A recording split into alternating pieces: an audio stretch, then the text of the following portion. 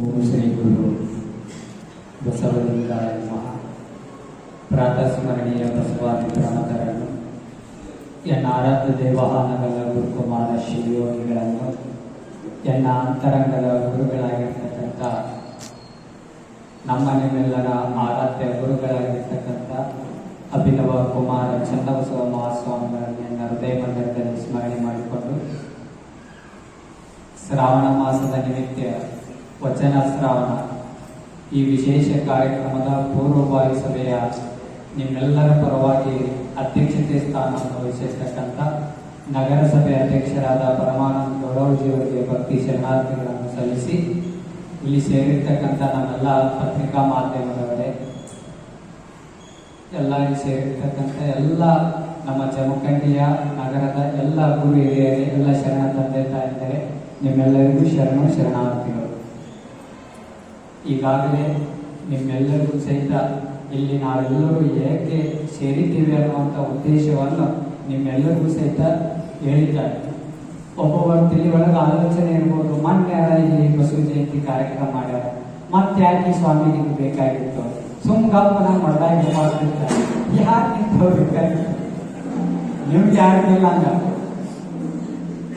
ಯಾಕೆ ಇದನ್ನ ಮಾಡಬೇಕಾಗಿದ್ದ ಅನಿವಾರ್ಯತೆ ಯಾಕೈತೆ ಅಂದ್ರೆ ನಿಮ್ಮ ಮನ್ಯಾಗ ದಿನ ಕಸ ಹೊಡಿತೀರ ಅಂದ್ರೆ ಒಂದ್ಸಲ ಕಸ ಹುಡುಗಿ ಒಂದ್ ವರ್ಷ ಮಟ್ಟ ಬಿಟ್ಟು ಬಿಡ್ತೀರಿ, ದಿನ ಹುಡುಗಂತೀರಿ, ದಿನ ಹೊಲಸಾಗ್ತದ, ದಿನ ಸ್ವಚ್ಛ ಮಾಡ್ತೀರಿ.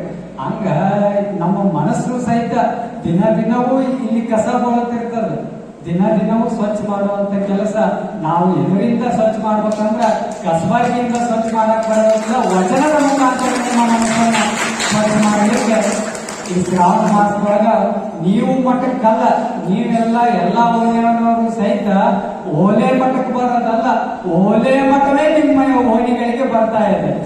ಬರೇ ಈ ಮಠ ಅಷ್ಟೇ, ಇಲ್ಲಿ ಮಠದೊಳಗಟ್ಟ ಭಕ್ತಿ ವಾತಾವರಣ ನಿರ್ಮಾಣ ಆಗಬಾರ್ದ, ಜಮಖಂಡಿಯ ಪ್ರತಿ ನಗರದಲ್ಲಿಯೂ ಸಹಿತ ಮಠದ ವಾತಾವರಣ ನಿರ್ಮಾಣ ಆಗ್ಬೇಕಂತ ಸಲುವಾಗಿ ಈ ವಚನ ಶ್ರಾವಣ ಕಾರ್ಯಕ್ರಮವನ್ನ ಶ್ರಾವಣ ಮಾಸದೊಳಗೆ ನಾವೆಲ್ಲರೂ ಸಹಿತ ಮಾಡ್ತಾ ಇದ್ದೇವೆ. ಯಾಕಂದ್ರೆ ಇವತ್ತಿನ ಸಮಾಜ ಹೆಂಗ ನಿರ್ಮಾಣ ಆಗ್ತಾ ಇದೆ ಅಂತಕ್ಕಂಥದ್ದು ಅರ್ಥ ಮಾಡ್ಕೊಳ್ಬೇಕು. ನಿನ್ನೆ ಒಂದು ಘಟನೆ ನೋಡ್ರಿ, ನೀವು ಗಂಡ ಹೆಂಡತಿ ಎಲ್ಲೇ ಹೊಂಟ್ರ ಅಂತ ಟ್ರಿಪ್ ಹೊಂಟಾಗ ಹೆಂಡತಿ ಗಂಡನ ಜೋಡಿ ಸೆಲ್ಫಿ ತಗೋಬೇಕಂತ ನೆವ ತೆಗೆದ ಕೇಸಿಂದ ಆ ಗಂಡನ ಒಳ್ಯಾಗ ಶಿಕ್ಷಣ ತಗಿ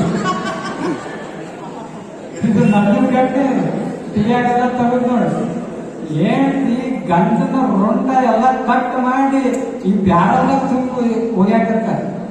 ಮೊನ್ನೆ ಒಬ್ಬ ಸೋಷಿಯಲ್ ಮೀಡಿಯಾ ಪೇಪರ್ದೊಳಗೆ ಹೋದಾಗ್ತದೆ, ಮಗ ತಂದೆ ಅವನ ಮಗನ ಮ್ಯಾಗ ಆಸ್ತಿ ಮಾಡೋ ಸಮೇತ ಆ ತಂದೆ ರೊಂಡನ ಆರಿಸಿದ ಮಗ.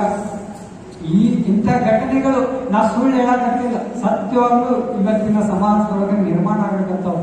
ಒಟ್ಟ ಯಾರ ಜೋಡಿಯಿಂದ ಬದುಕುವುದನ್ನು ನಾವು ಯಾರು ಕೂಡ ಕೇಳ್ತಾರೆ. ಯಾಕೆ ಇದು ಸ್ವಾರ್ಥ ಮನೋಭಾವ ನಮ್ಮಲ್ಲಿ ಬರಕತ್ತದಂದ್ರ ನಾವೆಲ್ಲ ತಿಳ್ಕೊಂಡೆ ನಿಜವಾದ ಸಂಪತ್ತು ಯಾವ್ದು ನಮ್ಮ ನಿಜವಾದ ಸಂಪತ್ತು ಅಂತ ಯಾರ್ಯಾರು ಕೇಳಿದ್ರೆ ಹೇಳ್ತಾರೆ, ನನ್ನ ಸಂಪತ್ತು ಇಟ್ಟು ಕೋಟಿ ಆಸ್ತಿ ಗಳಿಸಿ ಇದು ನನ್ನ ಸಂಪತ್ತು ಅಂತ ಹೇಳ್ತಾರೆ. ನಾ ಇಟ್ಟು ಬಂಗಾರ ಹಾಕೊಂಡೀನಿ, ಮನೆ ಒಳಗೆ ಕೇಜ್ ಗಟ್ಲೆ, ಬ್ಯಾಂಕಿನೊಳಗೆ ಕೇಜ್ ಗಟ್ಲೆ ಬಂಗಾರ ಇರ್ತೀನಿ, ಅದು ನನ್ನ ಸಂಪತ್ತು ಅಂತ ಹೇಳ್ತಾರ. ನಿಜವಾದ ಸಂಪತ್ತು ಯಾವ್ದಂತ ಕೇಳಿದಾಗ ನಾ ಬಾಳ ಡಿಪಾಸಿಟ್ ರೊಕ್ಕ ಇರ್ತೀನಿ, ಕೋಟಿ ಗಟ್ಲೆ ಬ್ಯಾಂಕ್ನೊಳಗೆ ರೊಕ್ಕ ಇರ್ತೀನಿ, ಅದ ನನ್ನ ನಿಜವಾದ ಸಂಪತ್ತು ಅಂತ ಹೇಳ್ತಾರ. ಅವು ನಿಜವಾದ ಸಂಪತ್ತಲ್ಲ. ನಾವು ಅರ್ಥ ಮಾಡ್ಕೊಳ್ಬೇಕು, ನಿಜವಾದ ಸಂಪತ್ತು ದುಡ್ಡಲ್ಲ, ಆಸ್ತಿ ಅಲ್ಲ, ಬಂಗಾರ ಅಲ್ಲ, ಯಾವುದೂ ಅಲ್ಲ. ನಮ್ಮ ನಿಜವಾದ ಸಂಪತ್ತು ಯಾವ್ದಂದ್ರೆ ಒಬ್ಬ ಸುಭಾಷಿತಕಾರ ಹೇಳ್ತಾನ, ಪೃಥಿವ್ಯಾಂ ತ್ರೀಣಿ ರತ್ನಾನಿ ಜಲಂ ಅನ್ನಂ ಸುಭಾಷಿತಂ. ಈ ಭೂಮಿ ಒಳಗ ನಿಜವಾದ ರತ್ನ, ನಿಜವಾದ ಸಂಪತ್ತು ಯಾವ್ದಂತಂದ್ರ ಅದು ನೀರ, ಕುಡಿಯಲಿಕ್ಕೆ ನೀರ, ತಿನ್ನಾಕ ಅನ್ನ, ಒಳ್ಳೆ 4 ವಿಚಾರಗಳು ಯಾರು ಕೇಳ್ತಾರಲ್ಲ ಅದೇ ನಿಜವಾದ ಸಂಪತ್ತು ಅಂತ. ನಮಗ ಬಂಗಾರ ಇರ್ಲಿಕ್ಕೂ ಬದುಕಾಕ ಸಾಧ್ಯ ಐತಿ, ದುಡ್ಡು ಇರ್ಲಿಕ್ಕೂ ಬದುಕಾಕ ಸಾಧ್ಯ ಐತಿ, ಏನೆಲ್ಲ ಇರ್ಲಿಕ್ಕಂದ್ರೂ ಬದುಕಾಕ ಸಾಧ್ಯ ಐತಿ.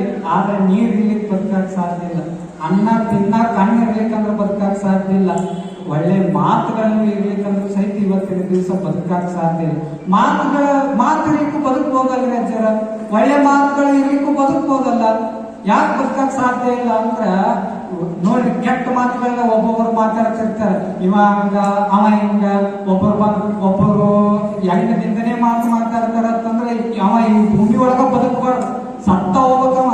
ಹಂಗ ಅವನ ಬಗ್ಗೆ ಅಪಪ್ರಚಾರ ಮಾಡೋದು, ಅವನ ಬಗ್ಗೆ ಏನ್ ತೇಜೋವಧೆ ಮಾಡೋದು, ಇಂಥ ಪ್ರಸಂಗಗಳು ಇವತ್ತಿನ ದಿವಸ ನಡೆದವ.